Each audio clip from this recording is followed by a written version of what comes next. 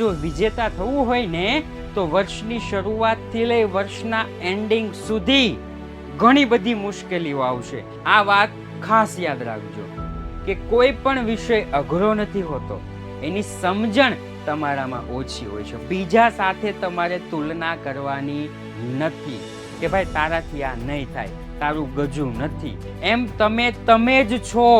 તમારી તુલના બીજા સાથે થાય નહીં. ભાઈ પ્રયત્ન તો કરવા દો, ન થાય તો કઈ વાંધો નહીં, પણ પ્રયત્ન તો કરવા દો. ત્યાં સુધી પહોંચવાનો પ્રયત્ન તો કરો. જો તમારે ઝડપથી આગળ ચાલવું હોય ને તો એકલા ચાલવાનું. તમે ઝડપથી તો જાશો, પરંતુ તમે અટવાઈ જાશો અને થાકી અને મૂકી દેશો. તમારા શાળાના શિક્ષકો, વિદ્યાકુળના શિક્ષકો તમને રિવિઝન માટે વારે વારે બોલાવરાવે છે, વારે વારે ગણતરી કરાવરાવે છે. તો ગણતરી કરજો, એ ગણતરી તમારી પરીક્ષામાં કામ આવશે. ત્યારે જો બેઠા રહેશો ને તો પરીક્ષામાં પણ બેઠા જ રહેશો. એની માટે તમારે પ્રયાસ કરવો પડશે, તો જ તમને શું મળશે? સફળતા મળશે, નહીતર સફળતા મળશે નહીં. એ જે કાંઈ પણ કે આપણે તો સફળ થવું છે અને થવું છે જ. મારી પાછળ તમે જોતા હશો વિજેતા, વિનર. સાહેબ, વિનર બનવું હોય તો વર્ષની શરૂઆતમાંથી કઈ કઈ વિગતોનું ધ્યાન રાખવું પડશે, કઈ કઈ વિગતો ખાસ ઉપયોગી રહેશે, એના માટે હું આજનો વિડીયો લઈને આવ્યો છું. રેડી? તો અંત સુધી જોતા રહેજો, કારણ કે જો વિજેતા થવું હોય ને તો વર્ષની શરૂઆતથી લઈ વર્ષના એન્ડિંગ સુધી ઘણી બધી મુશ્કેલીઓ આવશે. એમાંથી આજે માત્ર 5 મુશ્કેલીઓ લઈને આવ્યો છું કે આખા વર્ષ દરમિયાન તમારા અભ્યાસમાં આ જે 5 વિગતો છે એ 5 વિગતોનું તમારે ખૂબ એટલે ખૂબ ધ્યાન રાખવાનું છે. રાઈટ? એમાંથી સૌથી પહેલી જે મુસીબત હોય એ છે તમારી સૌથી મોટી તુલના તમારી સાથે જ છે.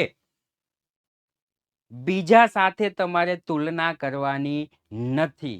બીજા સાથે કોઈ પણ પ્રકારની, શું આ ફળની આ ફળ સાથે તુલના થાય નહીં. સફરજન જ છે, એની સંતરા સાથે તુલના ન થાય. સફરજન જ છે, એની અનાનસ સાથે તુલના ન થાય. રેડી? એમ તમે જ છો. તમારી તુલના બીજા સાથે થાય નહીં.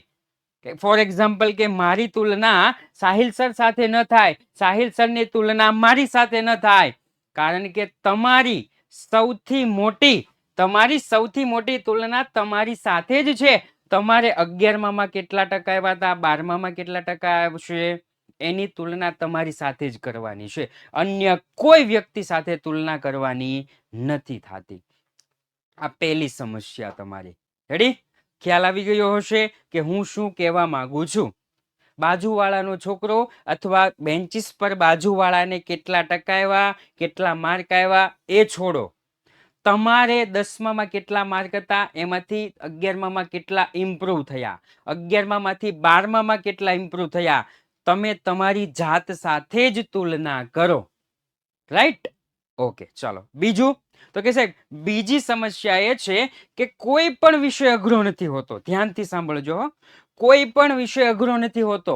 સાહેબ, કોઈ પણ વિષયમાં કોઈ પણ વિદ્યાર્થીને 100માંથી 100 માર્ક આવે જ છે.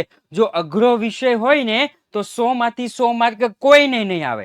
એટલા માટે આપણા મનમાં શું થાય છે ખબર છે? આપણા મનમાં એક જ વિગત છે કે સાહેબ આ વિષય અઘરો બહુ છે. સર એકાઉન્ટ તો કે અઘરું બહુ છે, સ્ટેટ અઘરું બહુ છે, મેથ્સ અઘરું બહુ છે, ઇંગ્લિશ અઘરું બહુ છે. વિષય ક્યારે અઘરો નથી હોતો. જો વિષય અઘરો હોય ને તો કોઈને 100માંથી 100, 80માંથી 80 આવે જ નહીં. વિષય અઘરો હોતો જ નથી, પરંતુ એની જે વિષયની સમજણ છે ને એ આપણામાં ઓછી હોય છે. એ વિષયની સમજણ આપણામાં ઓછી હોય છે. એ સમજણ વિકસાવવાની જરૂર છે. ફોર એક્ઝામ્પલ, તમે ધોરણ 10માં હોય કે ધોરણ 12માં હોય, તમારે ઘણા બધા હોય, તમે ધોરણ 5માં હોય, 6માં હોય, 7માં હોય, જેટલા પણ ધોરણ ભણતા હોય, જે પણ લોકો આ વિડીયો જોવે છે, આ વાત ખાસ યાદ રાખજો કે કોઈ પણ વિષય અઘરો નથી હોતો, એની સમજણ તમારામાં ઓછી હોય છે. ફોર એક્ઝામ્પલ કે મને એકાઉન્ટ આવડે છે તો મારામાં એકાઉન્ટની સમજણ વધારે છે, મને સ્ટેટિસ્ટિક નથી આવડતું, મારામાં સ્ટેટિસ્ટિકની સમજણ ઓછી છે. મને ઇંગ્લિશ નથી આવડતું, એની સમજણ ઓછી છે. સમજણ વિકાસ કરવાની જરૂર છે. રાઈટ? આ તમારી બીજી સમસ્યા જે તમારી જાતે જ તમારે દૂર કરવાની છે. જો તમારે લાંબુ જવું હશે તો, દૂર તક જાના હો તો. ત્રીજું શું કે છે? તો કે સાહેબ અગર આપ તેજી સે बढ़ना चाहते हो તો અકેલે ચલીએ. જો તમારે ઝડપથી આગળ ચાલવું હોય ને તો એકલા ચાલવાનું. રેડી? એકલા જ વાંચન કરવાનું, એકલા જ પોતાને રિવિઝન કરવાનું, એકલા જ્યારે પણ તમે કરશો તો તમે થાકી જાશો. રેડી? પણ લેकिन अगर दूर तक जाना है तो साथ मिलकर चलिए. जब साथ मिले तो जीतेंगे. એવું એક સોંગ તમે સાંભળ્યું હશે, હાથો મેં હાથ લીએ જો જીતેંગે. એવા કંઈક એના વર્ડ્સ છે, બહુ પ્રોપર નથી આવડતું. પણ શું કીધું? જો તમારે અભ્યાસમાં સારા માર્ક લાવવા છે, જો તમારે ટોપ કરવું છે, તો તમે અને તમારી સાથે તમારી બેસ્ટ શાળાના શિક્ષકો અથવા તો વિદ્યાકુળના શિક્ષકોનો સાથ તમારે હંમેશા રાખવો પડશે. રેડી? તો જ તમે દૂર સુધી જાશો. નહીતર તમે ઝડપથી તો જાશો, પરંતુ તમે અટવાઈ જાશો અને થાકી અને મૂકી દેશો. વર્ષની શરૂઆત હોય ને એટલે વર્ષની શરૂઆતમાં બાળકો છે ને ખૂબ જ ઝડપથી એકલા ચાલતા હોય છે કે મને બધું આવડી ગયું છે, મને બધું આવડી ગયું છે, મને તો આવડે છે, મારે આની જરૂર નથી, આની જરૂર નથી, XYZ ની જરૂર નથી. રાઈટ? પછી જેવી જ તેને પ્રથમ પરીક્ષા અને સામયિક પરીક્ષા જેવી જ પૂરી થાય એટલે મોરલ ડાઉન થઈ જાય છે. એ સમયે આ કામમાં આવશે. એ સમયે આ કામમાં આવશે. જો તમારી બેસ્ટ શાળાના શિક્ષકો હશે તમારી સાથે, વિદ્યાકુળના શિક્ષકો તમારી સાથે હશે ને તો તમે ઝડપથી આગળ વધી શકશો અને દૂર સુધી જઈ શકશો. નહીતર તમે થાકી જશો. ત્યાર પછીનો પોઈન્ટ છે સાહેબ, સફળતા મેળવવી હોય ને એટલે દરરોજ લેવામાં આવતા નિર્ણયો, તમારે દરરોજ નિર્ણયો લેવામાં આવશે કે આજે સવારે ઉઠીને શું કરવું. ઘણા બધા વિષયો છે તમારી પાસે. રેડી? આ જિંદગીમાં પણ કામ આવશે. આ પોઈન્ટ છે ને જિંદગીમાં પણ કામ આવશે. એજ્યુકેશન લાઈફમાં તો કામ આવશે, જિંદગીમાં સવારે ઉઠીને શું કરવું, તરત જ અચાનક જ કોઈ પણ નિર્ણયો લેવામાં આવે. દરરોજ કરવામાં આવતા કાર્યો. સાહેબ આપણું તો કાર્ય, આપણે ભણીએ છીએ એટલે આપણું તો કાર્ય શું છે? વાંચનનું. ઓકે? વાંચન, લેખન, મનન આ આપણું કાર્ય છે. સફળતા મેળવવી હશે તો તમારે દરરોજ નિર્ણયો લેવા પડશે. દરરોજ નિર્ણયની સાથે સાથે તમારે કયા કાર્ય છે એ પણ કરવું પડશે અને એની માટે તમારે પ્રયાસ કરવો પડશે. તો જ તમને શું મળશે? સફળતા મળશે. નહીતર સફળતા મળશે નહીં. આમનામ બેઠા રહેવાથી ભગવાન પણ આપણને આમનામ બેઠા રાખે છે. અને આ મારો કીવર્ડ સાંભળી લેજો, દરેક વિદ્યાર્થીઓ શાળામાં ભણવા જાય છે ત્યારે શિક્ષક દ્વારા એમને રિવિઝન કરી અને બોલાવવામાં આવે છે. તમારી શાળામાં પણ બોલાવવામાં આવતું હશે. રેડી? તો વિદ્યાર્થીઓ તમે સારની સાથે સાથે બોલજો. ઘણા વિદ્યાર્થી મિત્રો છે ને આમનામ બેઠા રહે છે.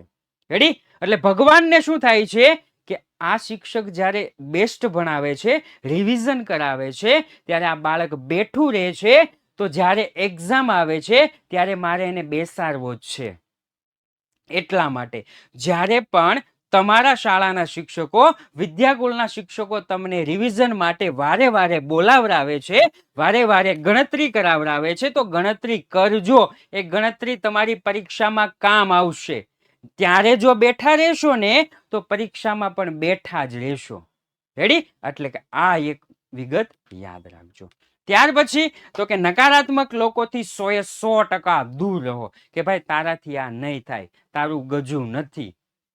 ભાઈ પ્રયત્ન તો કરવા દો. ન થાય તો કઈ વાંધો નહીં, પણ પ્રયત્ન તો કરવા દો. ત્યાં સુધી પહોંચવાનો પ્રયત્ન તો કરો. તમે ઘણા બધા વિડીયો જોતા હશો કે નીચે ગ્રીલ મશીનથી આ પેલું ખોદે છે. રેડી? ખોદતા ખોદતા ખોદતા જ્યારે સક્સેસ બાજુ પહોંચવાનું થાય ત્યારે બીજું એમ કે રાવા દે, હવે છોડી દે, તારાથી નહીં થાય, છોડીને વયો જાય છે. એટલા માટે કીધું છે નકારાત્મક લોકોથી 100% દૂર રહો. રેડી? નકારાત્મક લોકોથી 100% દૂર રહો. એ જે કાંઈ પણ કે આપણે તો સફળ થાવું છે, થાવું છે અને થાવું છે જ. તો આટલી વિગતને આપણે ધ્યાન રાખી અને આપણે આખું વર્ષ મહેનત કરશું તો જરૂર વિજેતા થશું. આ સાથે જ આજનો ક્લાસ અહીંયા આપણે પૂર્ણ જાહેર કરીએ છીએ. ફરી વખત મળીશું એક નવા વિડીયો સાથે. ત્યાં સુધી જય હિન્દ, જય ભારત.